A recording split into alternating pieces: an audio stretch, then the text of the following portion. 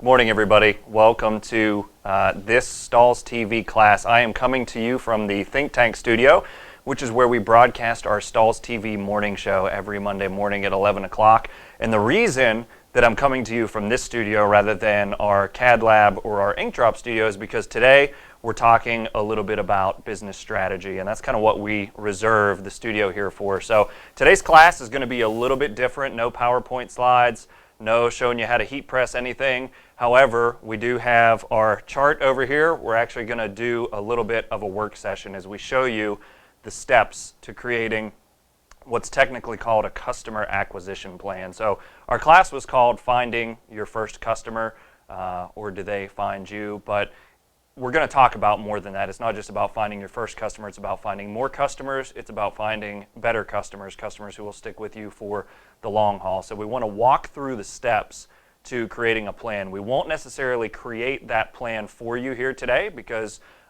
every viewer's goals, business goals, are going to be a little bit different than the next, but we will give you the framework to where you can create your own customer acquisition plan. So I have my notes here with me just to make sure we get everything covered. We'll be making notes on the board as well. I think everybody should be able to see that.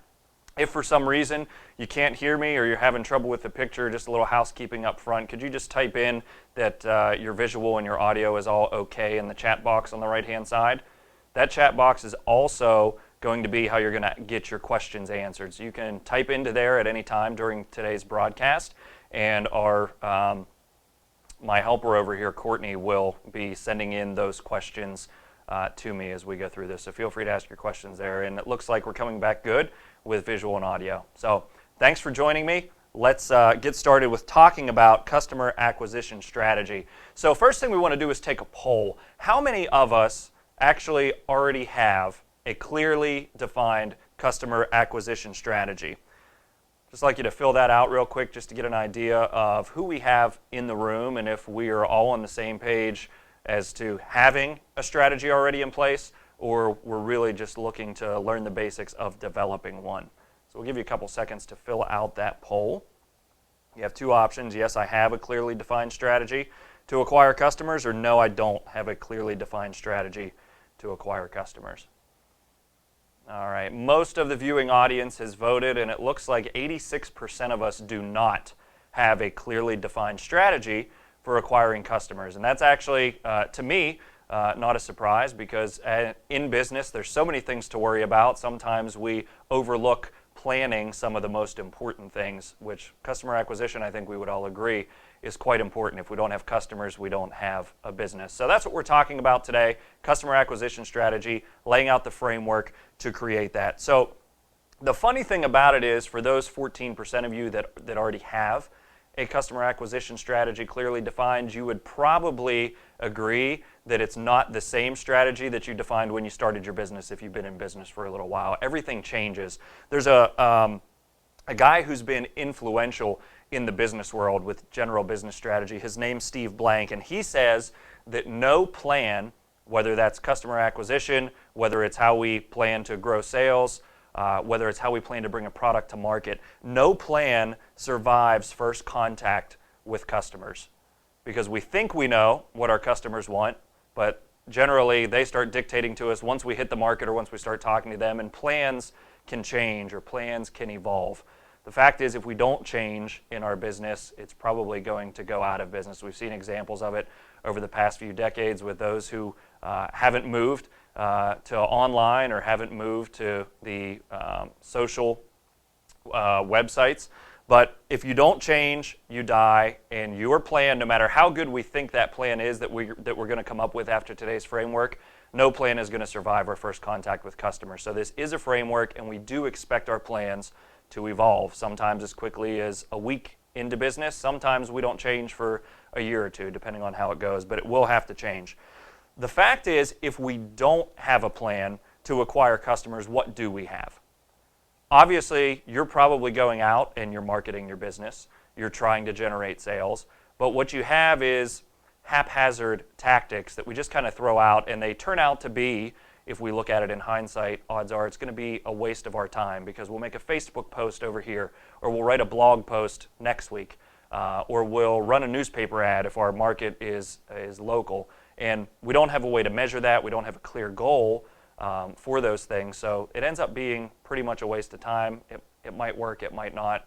We don't really know. So today's goal is to fix that and to come up with a plan for acquiring customers. So we're going to provide the steps to coming up with a customer acquisition plan. This plan is going to require thought on your part for your business. It's going to require consideration, and we'll talk a little bit about it later in the session, but it's going to require some tough decisions as well, and fear can creep into the process, and we'll talk about some of those common pitfalls that we can run into as we develop this plan. But that's our goal, is to lay out those steps. So we are going to make probably a few assumptions along the way. The biggest assumption that we're going to make is you are already providing, or you have, or going to provide a product or service that is of value to your customers, that your customers out there have a need and your product or your service solves that need.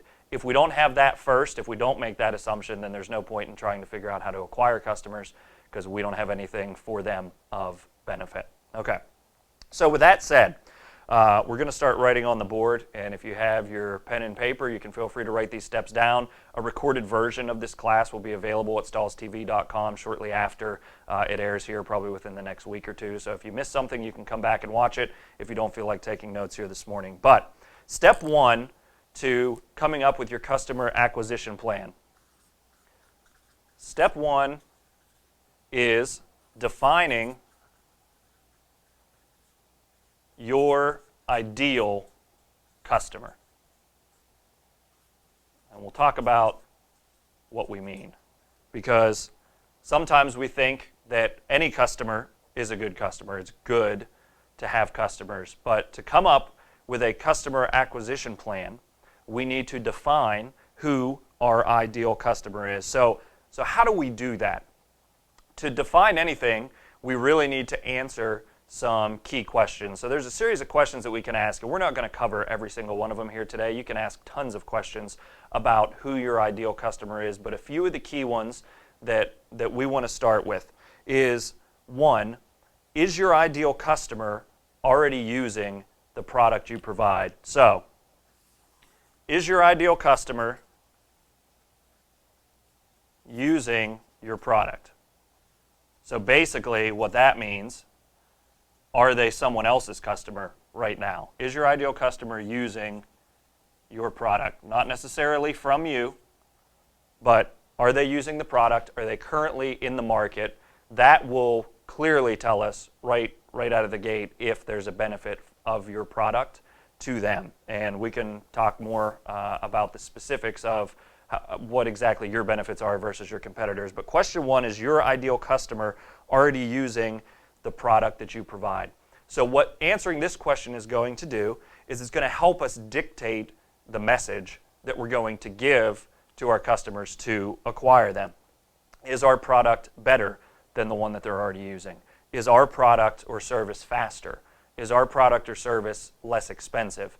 Understanding if they're already in the business of using your product can help dictate that message, and we can start looking at competitors down the road as we start looking at tactics. This will also let you know if your ideal customer already speaks the language or understands the ordering process. This is a real challenge for us here at Stahls, because we have tons of materials and heat printing equipment that we manufacture, but if somebody is brand new to the heat printing business, when we say, do you want lower platens to go with that heat press, somebody who's not in the business is going to say, I don't necessarily know what a platen is. What does that mean? So we have to find ways or understand if our customer already speaks the language of the industry. Now, it's a little bit different with business-to-business sales like we do here at Stahls. Most people understand what a decorated t-shirt is or what a customized t-shirt is if that's your primary business. Most people know what a banner is. But when we start the sales process, there's a lot of things that we can talk about that can confuse a customer. So we want to know if they're already in the business, if they already understand the language that we plan to use in our advertising. For example, if you're a screen printer, most screen printers are going to price jobs by the amount of colors that are in it. Somebody who doesn't normally order screen printing probably would have no clue that that's the way that you're going to price a job. So when you start advertising, let's just say $1 per color or 50 cents per 1,000 stitches if you're an embroiderer. If somebody hasn't ordered that product before, if they're not in the industry, it can be confusing to them. Is that a good deal? Should I go look for another deal? Maybe that's not the right message for them. So we want to, this is the first step in defining our ideal customer. Are they already using the product? We'll talk a little bit more about ideal customers and questions that we can ask. Is your ideal customer down the street or across the country? So we want to talk proximity to our business or the reach that we want to have for our customers. If we're an e-commerce store and all we have is an e-commerce site and we're shipping all over the country, then that broadens the audience that we can reach, but it's also going to help dictate as we build the customer acquisition plan what advertising methods or marketing methods we're going to use. If your ideal customer is within 30 miles of your shop, it's probably not going to make a whole lot of sense to spend money on Google AdWords for 500 miles across the country.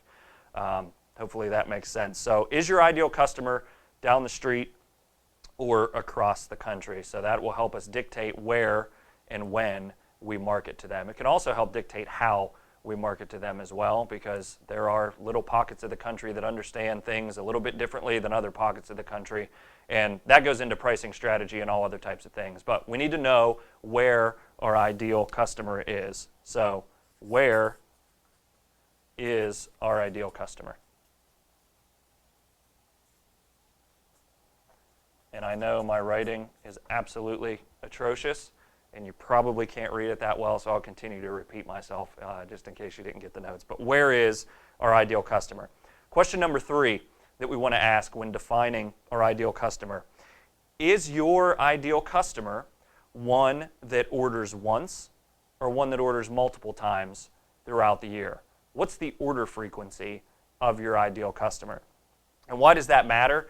Well, it eventually, when we combine it with some actual figures on how much our ideal customers spend, it can help us dictate when we're setting our goals later the amount of customers that we actually need to gain for our customer acquisition plan to make sense. If our ideal customer orders once a year and they spend, let's say, $2,000, if you want your sales to be $20,000, you're going to have to find 10 of those ideal customers, and that will help dictate our tactics and the way that we measure things down the road. So is your ideal customer one that orders once or multiple times throughout the year? So how often does my ideal customer order? How often do they order? All right, so far we've asked, are they using the product already? We have asked, where are they? Literally geographically, where is our customer? And we have also asked, how often do they order? We could also ask ourselves, how do they place orders? How does our ideal customer place an order? Is it online? Is it in person? Is it via purchase order? Do they prefer to fax? Do they like to phone in their orders? Questions that we can answer on how, where, and when we can acquire customers. So how does our ideal customer place orders? We can also ask questions as part of that. Do they require additional approvals? If our ideal customer, let's say it breaks down that our ideal customer is a school, how many approvals are in that process? It helps dictate sales cycle and when we can expect our ideal customer to move from prospect to actual customer. So it's all about timing, and this is all leading up, defining the ideal customer is all leading up to setting some goals for acquiring them, which we'll get into next. So that point was, how do they place orders?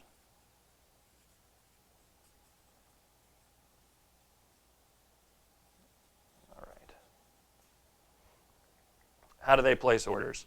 So these are 4 questions that you can ask to begin defining your ideal customer, and there are actually many more questions that we can ask. This could be an extremely long process, but I think you get the gist. We need to, step 1 of building our customer acquisition plan is to define who that ideal customer is that we want to acquire. So as you work this process, there is a very common problem that arises when we start defining our ideal customer. When we're defining a specific ideal customer, we start to realize that, well, if we're leading down a trail and it's leading us to our ideal customer is our local schools, or our ideal customer is our local football team, or our ideal customer is local doctors.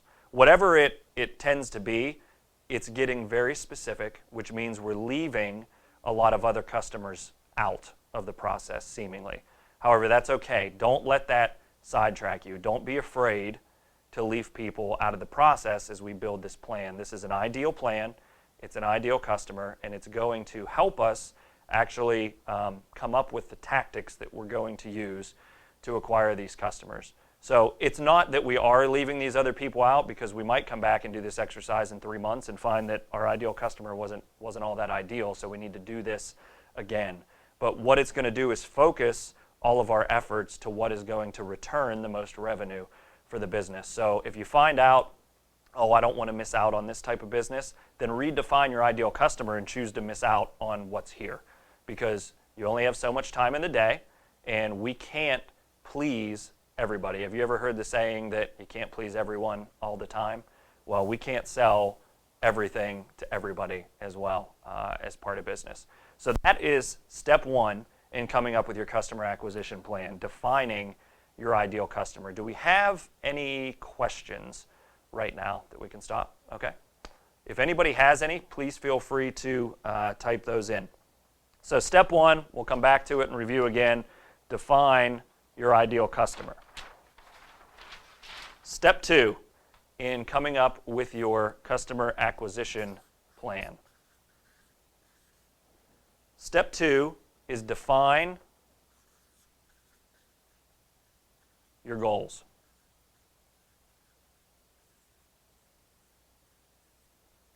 So what we're doing, and I'll repeat it again as we move into kind of the next session after we get through these first three steps, what we're doing is setting up a framework or a filter to run all of our planning through. Everything that we're going to invest money in to acquire a customer needs to run through these filters. So these are essentially really high-level things that all of our lower-level things are going to filter up through to make sure that they make the most sense and get us the most bang for our buck. So we want to define our goals for the customer acquisition plan. This will shape the plan. So goals are essentially big things that require a lot of little things to happen for them to be achieved. You've probably seen the acronym before that a goal should be SMART. So we have S-M-A-R-T. So when we're setting goals, we don't want them to be these broad, difficult to reach things. We want the goals to be specific. If I can remember how to spell specific, awesome. We want the goals to be measurable. We want the goals to be attainable. We want them to be relevant to the business and the process. And we also want them to be time constrained or time specific. So a good goal is specific, it's measurable, it's attainable, it's relevant, and it's on time constraints. So I'm going to give you an example of 3 different goals, and it's going to show up as a poll. If you guys can just click the one that you see as being the one that fits with this SMART objective of setting goals. So which of these goals is a SMART goal? Goal 1, gain 75 new customers that spend $200,000. Goal 2, gain 1 million new customers by the end of 2015. Or goal 3, gain 100 new customers within a 30-mile radius by the end of 2015. I'll give you a second there to vote. It's pretty obvious based on what we just said, being specific, measurable, attainable, relevant, and time constrained, that goal 3 is the SMART goal. Goal 1 was gain 75 new customers that spend $200,000. When are they going to spend that $200,000? Is it worth it to us if that's over 10 years? Or is it worth it to us if that's in a year? We really need a time constraint on that first goal. Goal 2, gain 1 million new customers by the end of 2015. I personally don't think that's very attainable at this point. If, however, you have a business where it is, congratulations. But we still need to know how much they're going to spend and the ways in which we're going to do that. But goal 3, gain 100 new customers within a 30-mile radius by the end of 2015. Gives us a very specific goal that we can work towards. We can start making decisions off of that goal. So one of the keys when coming up with a customer acquisition plan is not to have too many goals. We don't want 10 goals that we're going after, because then we're still just as scattered as if we had none. Choose 1, 2, maybe 3 at the most that will have the most impact on your business. So if you choose 2 or 3 goals that will have significant impact on the business that relate to this SMART acronym, I think you'll find yourself much more successful at the end of that time-constrained period that you set on it. Some of our businesses, maybe it's better for us to have less customers that spend more money. Some of your businesses might be better to have more customers that spend less money. There's risk and there's reward with each one of those. So your goals will be different, but if they are specific, measurable, attainable, relevant, and time-constrained, then you have a good shot at hitting them and being successful and moving on to your next goal. So we're going to talk about them specific to coming up with a customer acquisition plan here as we wrap up the class at the end. But that's what the goals should be. Choose 2 or 3 customer acquisition plan goals and set them after the class, and then we can work towards those. So step 3. And I don't want to define your goals for you, so that's why we're not going any further on there, but make sure there are those 5 things. Step 3 is, I kind of combined 2 steps into one because 4 steps seemed strange and I didn't have 5. So hopefully that's okay. So step 3 is know your metrics,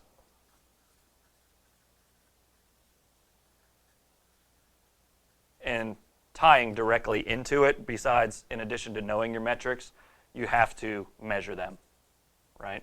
So you got to measure them from day 1, which is going to take some additional planning that we have to talk about. But know your metrics and measure from day 1. So an example of a metric that we're talking about when it comes to customer acquisition planning.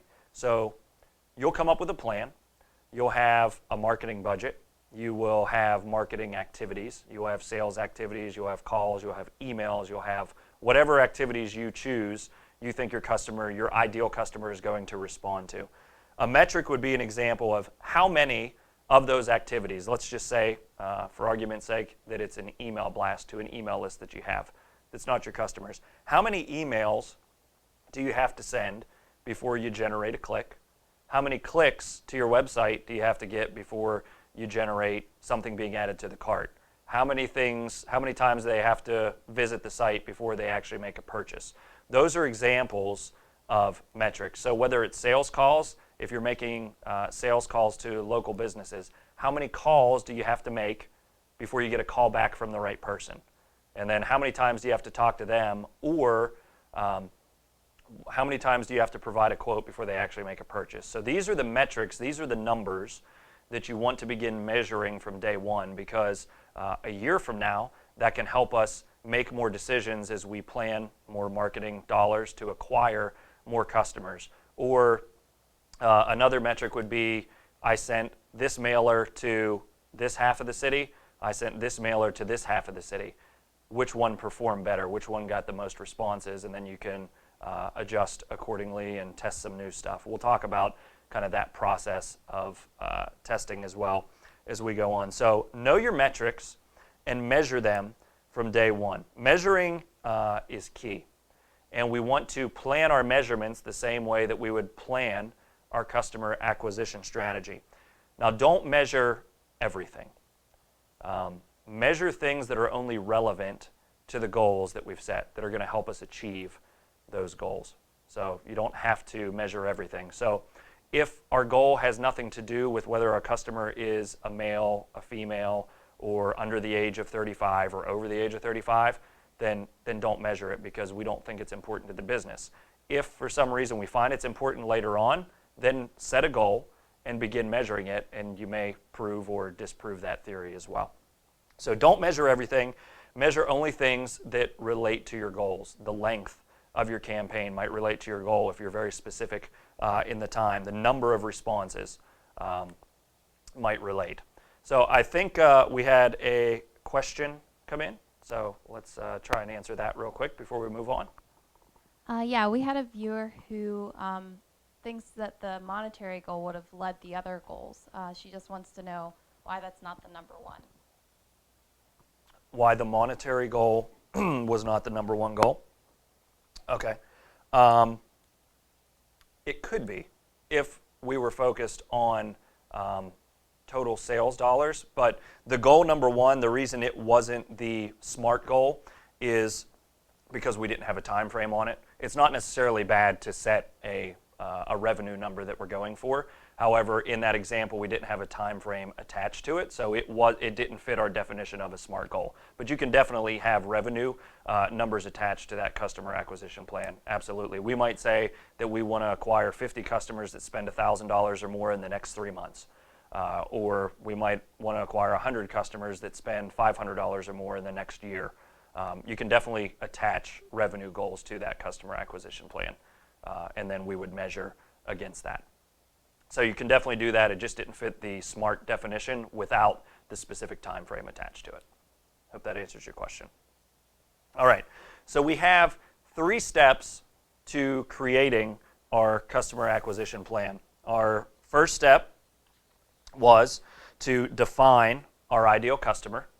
Our second step was to define the goals of the plan.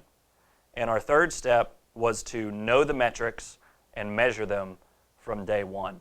So that is the overarching framework of creating the plan. Now there is a process that we work to actually build the plan, and I'll give you the steps for that as we begin to wrap up today's class. So if you work through these steps, and this is just a growth process that's used in all types of different businesses, it's actually more of a scientific theory than it is everything. It's a scientific process that we do. And if it's not scientific, then we're kind of just throwing things against the wall and seeing what sticks, and we don't have a real plan that we can measure, that we can improve, and that we can repeat. So here is the growth process, and we're going to give it to you in 6 steps. So step number 1, we have our overarching framework. We have our ideal customer defined. We have our goals defined, and we know what we're going to measure. So now it's time to actually execute or put the plan into action, get specific. So the first thing that we want to do is generate ideas. Okay? So we're generating ideas to accomplish the goals with our ideal customer. And these ideas should be easily measured. Sometimes they're not always easily measured depending on which ones we choose, but we have a way to measure them. So the first thing we want to do is generate ideas specific to the plan. So this would be the campaigns that we're going to run. This would be the Facebook posts that we're going to make. This would be the blog posts that we're going to do. We're generating ideas that all have to circle back around to the goals. It has to redound, to use a strange word, it has to redound back to the goals and filter through those to make sense. Because we wouldn't, if our goal is to acquire 50 customers within a 30-mile radius, again, we're not going to run a Facebook ad that reaches 150 miles because it's going to be a waste of our money based on the plan or the goal that we have come up with. So first thing we do is generate ideas. Now, odds are you're going to have, hopefully, you're going to have a lot of ideas to accomplish your goals. So the next step is going to be organize those goals and prioritize them.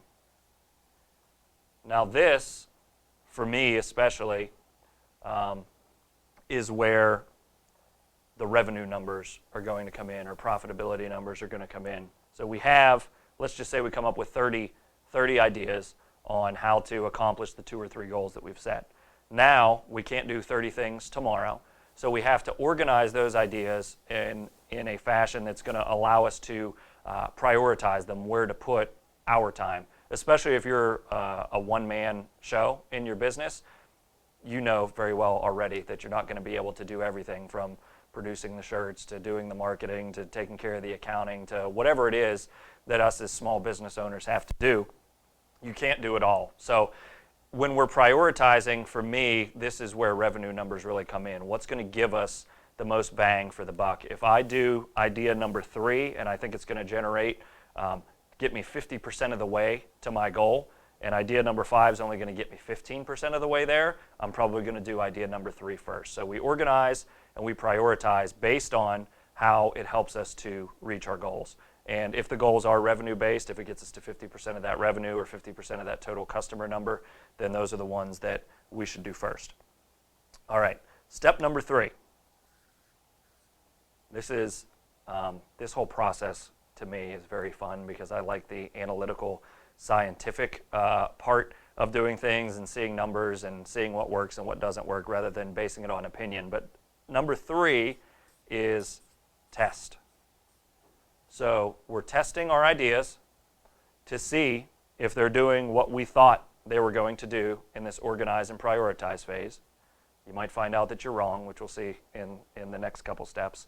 But we are testing, actually executing on that plan. And number 4 ties directly in. We are going to analyze the results of those tests. So if we think idea number 3 is going to get us to 50% of our goal, we actually put it into action. We run, let's just say it's a Facebook ad. We run that Facebook ad. We run it for everybody within a 30-mile radius who is on Facebook to see. And it only gets us 30% of the way to our goal. Then it wasn't as good as we thought it was, and we might not use it again in another plan, but we know that. So we analyze those results. Then step 5 in this process is optimize. So that means after we've analyzed, what changes can we make to that specific effort that are going to return better results? So let's use the Facebook example again. So we run a Facebook ad. We run it within a 30-mile radius, and we have a picture of a decorated t-shirt and a call to action that says customize your own t-shirt. And we see 30%. We had a goal of gaining 100 customers over a month. We get 30 customers over a month to come and customize a shirt with us.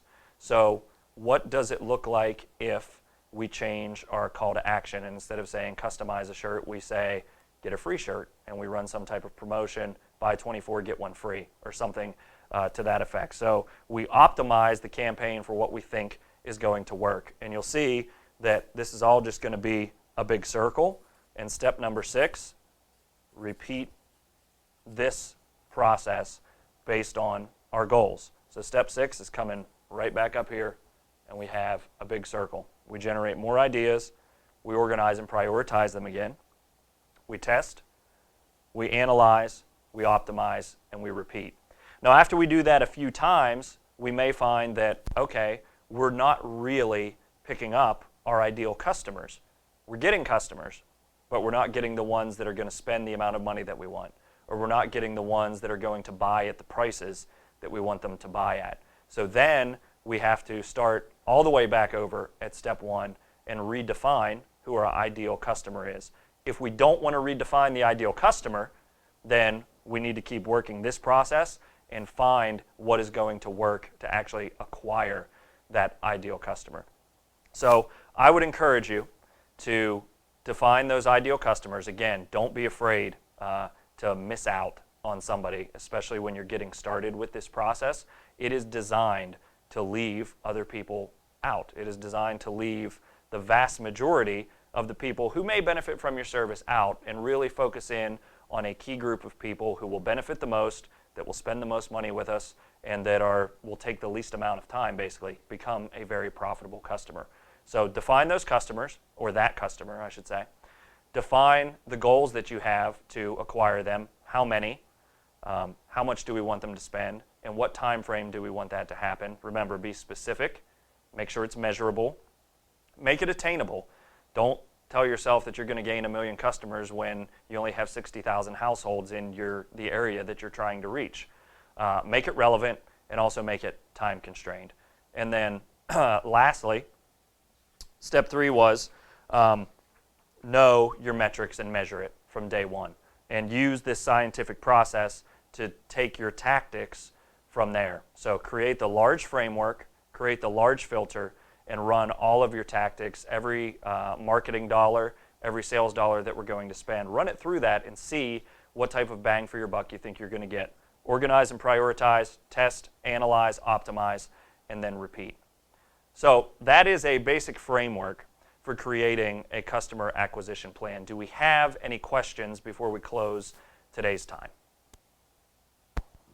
Yes, we do. There's a company called Constant Contact that sends out ads via email. A viewer wants to know if that or similar means of advertising can generate target customers. Okay. Can Constant Contact generate? What I believe Constant Contact, and there's some other ones out there, MailChimp is a really big one. There's a company called Emma Marketing that's out of Tennessee that offers email campaigns. I am not familiar with the depth of Constant Contact's reporting capabilities. However, all of those email companies will be able to give you the ability to see how many people click through to your site, and then you can tie that in with Google Analytics. So if you have a website, you're driving people there, you have a Google Analytics account that you can just set up. It's completely free, and it will tell you the pages that people are coming into, how long they're staying there, when they disappear, if the information is relevant to them, and you can actually go in and learn how to set up goals and funnels to where you can measure all of that on your website. So those email programs are a very good way to get started. You'll at least see for sure how many people are clicking through to the site, and then if you tie it in with Google Analytics, you can see what they're doing afterwards. So I believe you can just go to google.com/analytics to set up that for your website if you have one. All right, it doesn't look like we have any more questions, and we are just about out of time. So I do want to thank you for joining me today for the infancy stages of coming up with your customer acquisition plan. We would love to hear more from you. If you come up with a plan or want to talk more through working through the process, feel free to start posting on the forums at stahlstv.com. And again, if you didn't catch all of this class or you want to take some additional notes, it'll be up on stahlstv.com in about a week or two. So thanks for attending, and we'll see you soon.